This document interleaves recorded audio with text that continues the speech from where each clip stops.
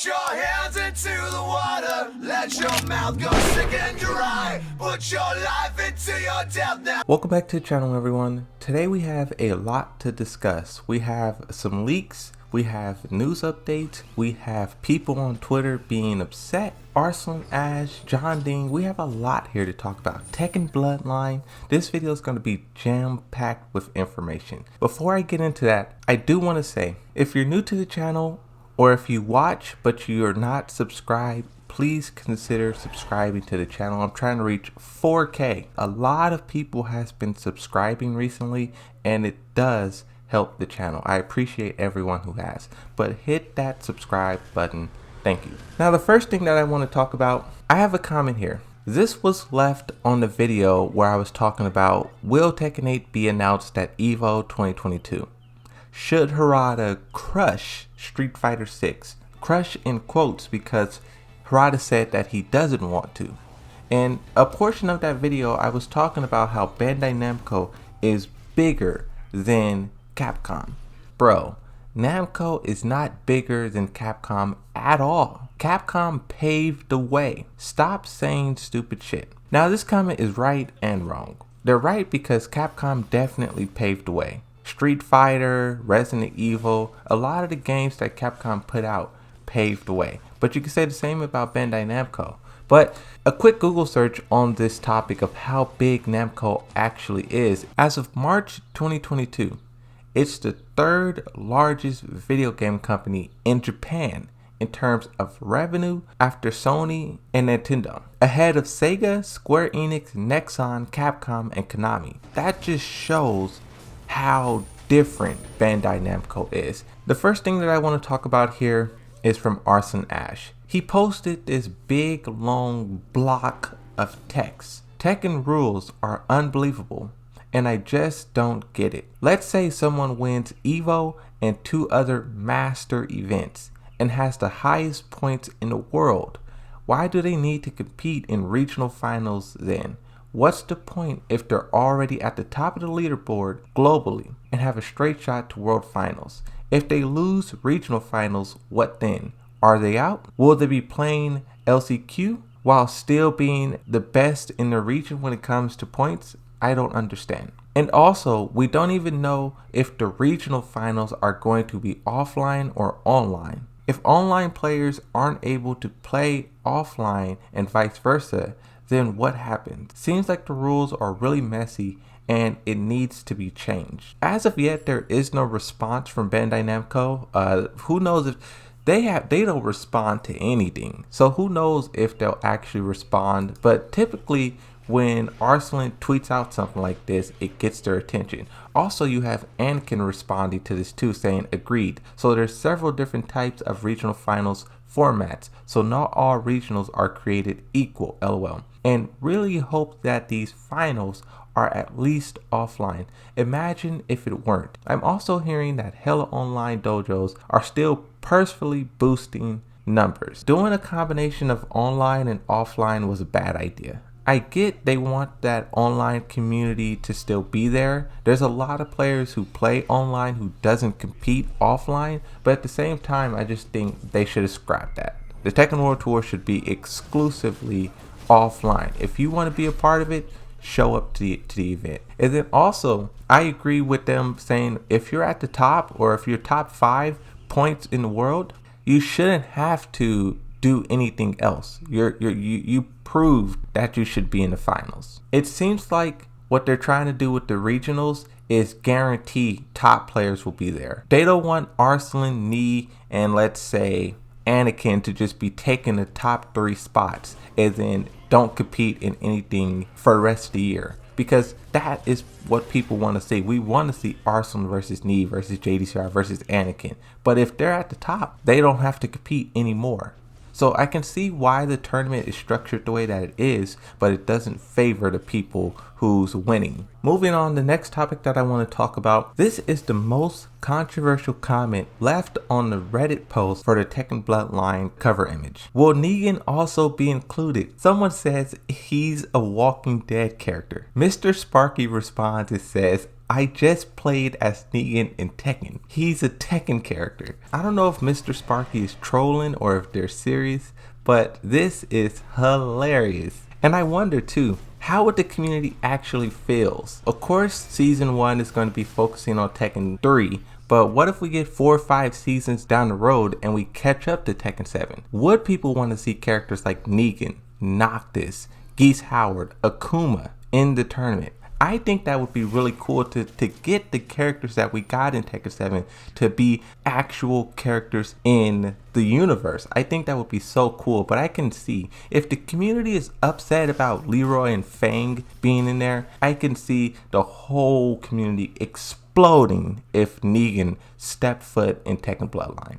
The way the community has been acting or reacting to the trailer, it really is despicable because this should be a moment of celebration. The next thing that I want to talk about, this is the big one. Everyone knows MultiVersus is now in like beta testing phase. The game officially comes out July 26th or something like that.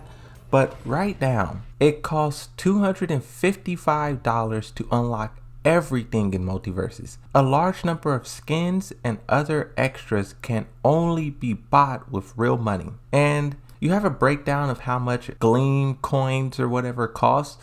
But when I seen this, it made me think back to the tweets that Lil Majin was putting out. I don't know if you guys remember, but it's like every 6 months, Lil Majin will tweet begging the developers to add skins into Tekken.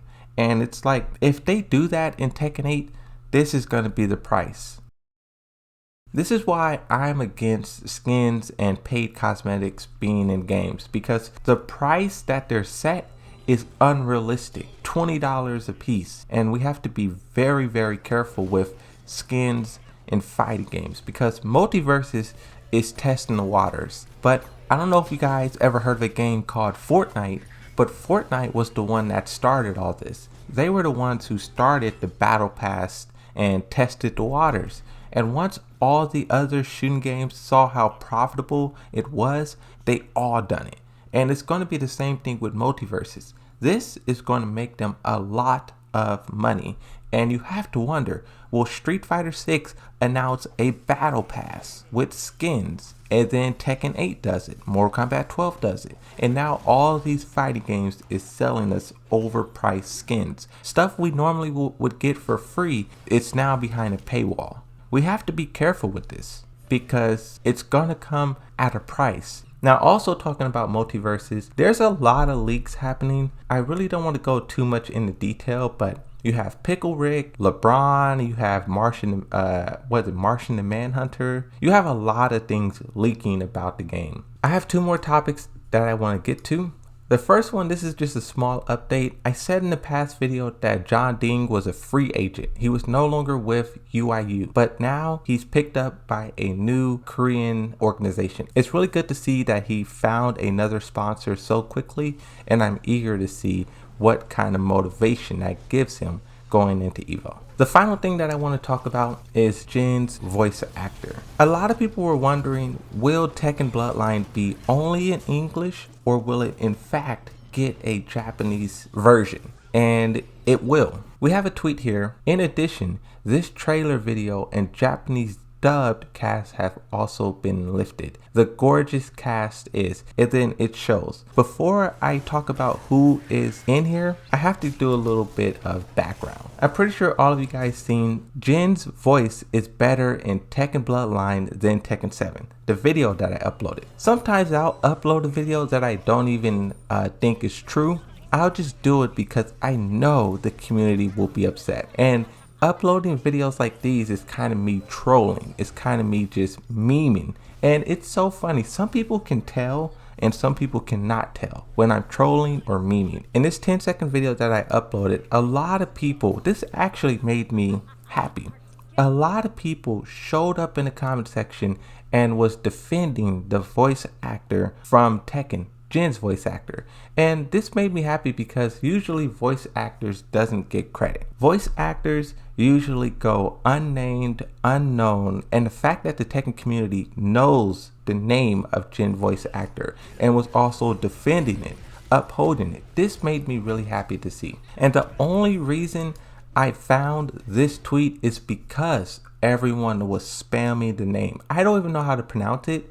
Ishichinaba? I don't even know how to pronounce it. But the person who does the voice for Jin in the video games is also going to be doing the voice for Jin in Tekken Bloodline. I know a lot of people will be excited for that. I know the translation is like jumbling up the words, so it may be hard to see. It's been a quarter of a century since I met the role of Jin Kazama. Thank you for letting me play the leading anime over time. One thing that I'm planning to do for the Tekken Bloodline series is watch it first in English and then second in Japanese. Maybe I'll flip it around. Maybe I'll watch it in Japanese first and then English second. I don't know. But either way, I also want to commend Bandai Namco for sticking to the voice actors. Like I said, a lot of the times the voice actors is just underappreciated. And if you go back to Mortal Kombat and what they did for Mortal Kombat 10 going to 11, a lot of the well-known voice actors was just cast aside. They switched out Sonya Blade voice actor for a A-list celebrity at the time. And it's like a lot of them, they just switched it without even saying anything, without even giving them a heads up. They found out about the game the same time we did when the trailer dropped. And that's just so sad to see. But the fact that Tekken, Harada, Bandai Namco is not doing that, marvelous.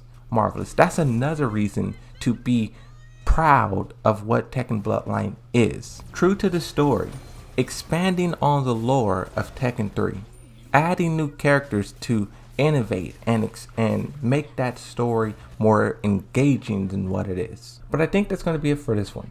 A lot of things in here.